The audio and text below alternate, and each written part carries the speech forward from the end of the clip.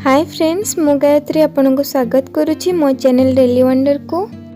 मु आज आपण मानक पई बिना प्याज रसुण और कंचा मुगरे प्रस्तुत खिचुड़ी रेसिपी नहीं कि आसी। यह बनैबा बहुत इजी आउ बहुत शीघ्र मध्य प्रिपेयर हो जाए। आपण यह सब ओषा बार व्रतरे बहुत शीघ्र बनै कि खाई परिबे। आसंतु एबे आमे आम सामग्री गुडी को देखि नबा। मुझे दुईटी सेम साइज रो बाउल ले हाफ बाउल टिके अधिक मुग नहीं एवं गोटे फुल बाउल चाउल नहीं। आपण जेतिकी चाउल यूज करेंगे तार हाफ मुग नहीं पारे। मु किंतु टिके अधिक मुग यूज करछे। एठारे 3टी सुखिला लंका, गोटे खंड डालचीनी, गोटे चम्मच जीरा और 2टी तेजपत्र नहीं। एठारे 2 चम्मच घी नहीं, हलदी, लुण और रिफाइन ऑयल नहीं। चाउल और मुग को आमे गोटे पात्र को ढालिकी ताको भल भाबरे धोई नबा। यहाँ परे आमे आम रेसिपी आरंभ करिबा। पात्रटी भल भाबरे गरम हो सारिबा परे आमे सेथिरे 2 ରୁ 3 चम्मच रिफाइन ऑयल एवं गोटे चम्मच गुआ घी देकी ताको भल भाबरे गरम करि नबा।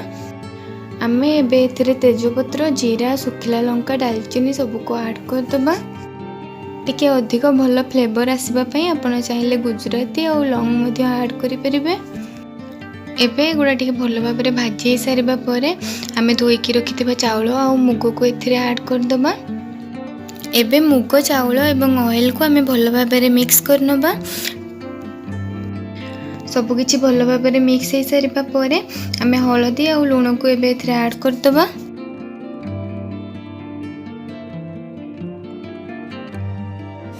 एबे आमे सबको भल भाबरे मिक्स करी 8 ରୁ 10 मिनिट पर्यंत ताको भल भाबरे भाजी नबा।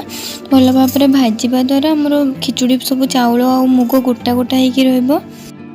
आपण या को प्रति 30 ରୁ 40 सेकेंड रे गोटे गोटे थर चलै दउथबे, नले या तळे लागि जिवो, जा द्वारा खिचुड़ी रो स्मेल बहुत खराब आसीबो। चाउल और मुग भल भाबरे भाजी सारिबा परे आमे जेतिकी क्वांटिटी रो चाउल और मुग नैथिबा तार डबल पानी सेथिरे ऐड कर दबा। यहाँ पर गैस रो फ्लेम 5 मिनिट पे हाई करिकी ताको फुटिबा पई छाड़ी दबा।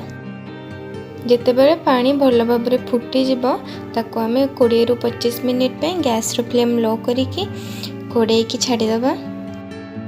एबे 20 मिनिट हेई जाईछि, मो खिचुड़ी भी पूरा प्रिपेयर हेई जाइथिबो। आसंतु कवर खोलिके चेक करिबा। एबे सर्व करिबा पई खिचुड़ी पूरा प्रिपेयर हेई जाईछि। आसंतु एबे आमे याको सर्व करिबा।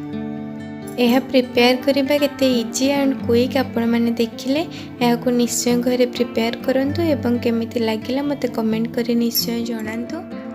एवं आपण जदि मो चैनल ले नुआ अछंती ताले मो वीडियो को लाइक शेयर करी मो चैनल को निश्चय सब्सक्राइब करि दियंतु एवं पाखरे थिबा बेल आइकन को मध्य क्लिक करि दियंतु, जा द्वारा मो वीडियो रो समस्त नोटिफिकेशन आपण माने पाई परिबे। Thank you.